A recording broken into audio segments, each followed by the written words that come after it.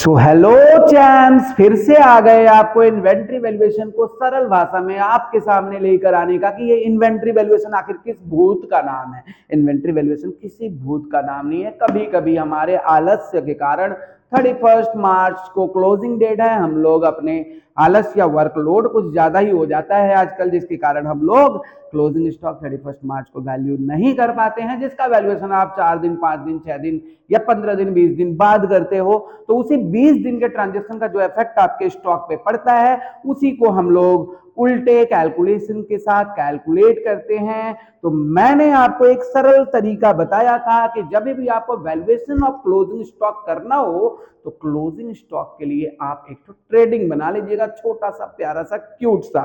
तो आपके स्क्रीन पे एक और नया क्वेश्चन आ गया जिसमें असीम ने ये गलती किया था। असीम फाइनेंशियल ईयर एंड ऑन 31 मार्च, लेकिन उस दिन वो स्टॉक टेक ओवर नहीं करता है, स्टॉक नहीं टेक करता है, 8 अप्रैल को करता है। तो ये 8 दिन के जो भूल हुए उसको सुधारने के लिए यहां पर कैलकुलेशंस आपको करने हैं। 12,500 का स्टॉक वो 8 अप्रैल को लेता है। तो हम लोग मेमोरेंडम ट्रेडिंग अकाउंट एक फिर से बनाएंगे। मेमोरेंडम ट्रेडिंग अकाउंट जैसा कि आपके स्क्रीन के सामने जो पिछले सम का मेमोरेंडम ट्रेडिंग अकाउंट था, हालांकि ये देख रहे हो दूसरे वीडियो में, लेकिन आपको एक मेमोरेंडम ट्रेडिंग अकाउंट फिर से बनाने होंगे। मेमोरेंडम ट्रेडिंग अकाउंट जो कि आप क्लोजिंग स्टॉक का कैलकुलेशन करने जा रहे हो।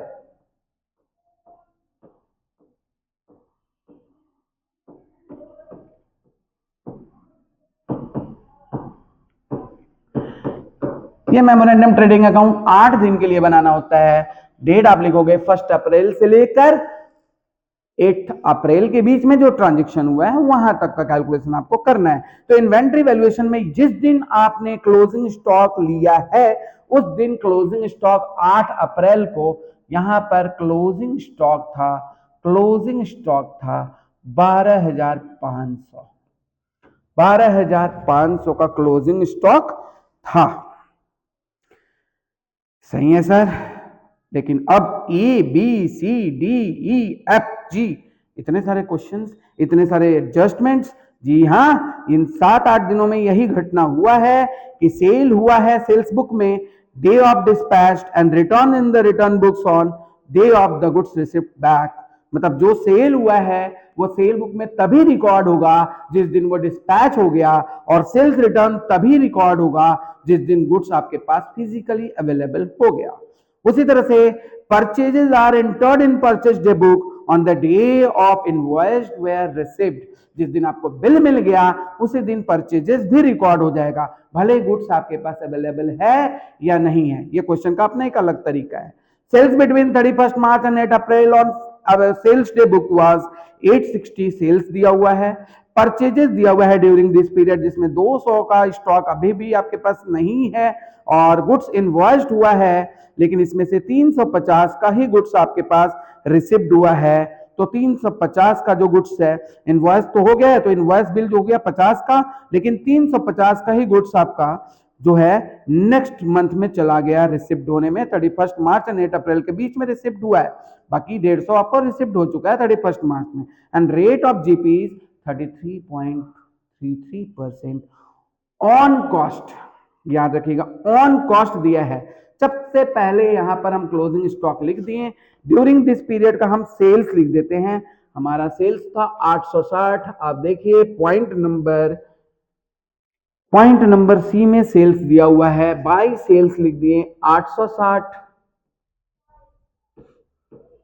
दूसरा नंबर चीज टू परचेजेस लिखते हैं, टू परचेजेस लिखेंगे, लेकिन परचेजेस का अमाउंट कितना लिखेंगे जरा ये बता दीजिए सर। तो परचेजेस ड्यूरिंग दिस पीरियड है 600, लेकिन यहां पर लिखा हुआ है कि 200 का गुड्स अभी भी रिसीव्ड नहीं हुआ है। मतलब हुआ कि हमारा परचेजेस कितना था, 600 था, जिसमें से 200 का गुड्स अभी भी रिसीव्ड नहीं हुआ है। भैया आप फिजिकली हमारे पास अवेलेबल नहीं हो, इसलिए 400 गुड्स ही परचेजेस हुआ है ड्यूरिंग दिस पीरियड, मतलब 1 अप्रैल से लेकर 8 अप्रैल के बीच में। इसके बाद पिछले महीना का एक सेल परचेजेस था जो 500 गुड्स का परचेजेस 500 रुपया का था, जिसमें से 500 का इनवॉइस हम लोग रिसिप्ट कर लिए थे, इनवॉइस आपको मिल चुका है, लेकिन परचेजेस का जो स्टॉक है वो 8 अप्रैल तक मिलता है 350 रुपया का। तो इस 350 रुपया को आपको परचेजेस बनाना होगा। तो यहां पे लिखिए to invoice receipt in last month, लेकिन गुड्स रिसिप्ड हुआ है ड्यूरिंग दिस पीरियड। तो ड्यूरिंग दिस पीरियड अगर गुड्स आपके पास रिसिप्ड हुआ है तो वो इसी महीना का परचेजेस माना जाएगा, और वो परचेजेस होगा 350 रुपया का। 500 का था, लेकिन 350 का गुड्स रिसिप्ड हुआ है इस महीना में, तो वो इसी महीना का ही, मतलब ये 8 दिन का ही परचेजेस माना जाएगा। तो वो हो गया 350 रुपया। 500 का गुड्स हालांकि था, 150 आपको पिछले महीने ही मिल गया था, लेकिन 350 इस 8 दिन के पीरियड में मिला, तो 8 दिन का गुड्स हो गया 350। अब यहां पर हम लोग लिखते हैं टू ग्रॉस प्रॉफिट। लेकिन याद रखिए प्रॉफिट हम लोग निकालते किस पर है?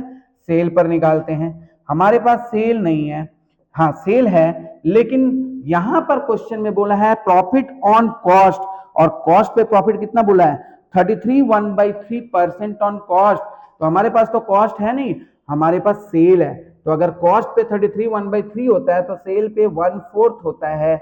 1/4 आप निकालोगे, 860 का 1/4 निकाले तो 215 रुपया आपका प्रॉफिट हुआ।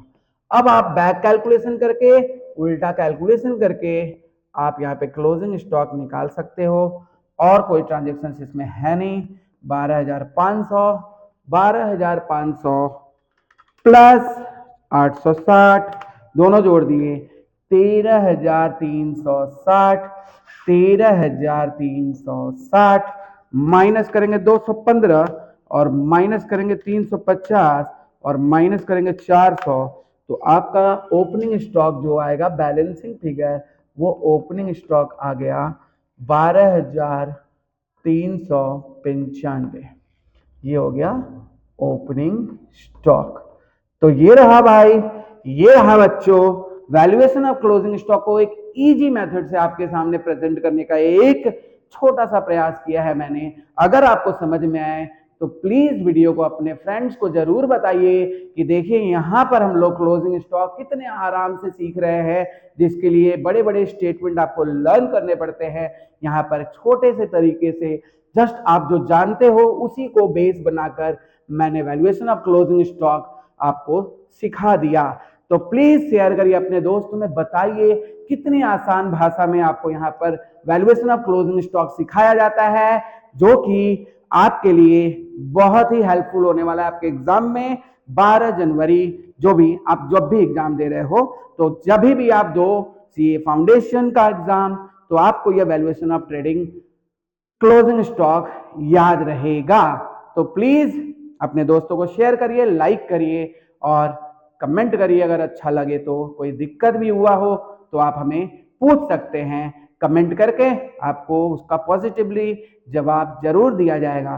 Thank you. मिलते हैं अपने नेक्स्ट वीडियो में किसी और चैप्टर को ध्वस्त करने के उम्मीद से। Thank you.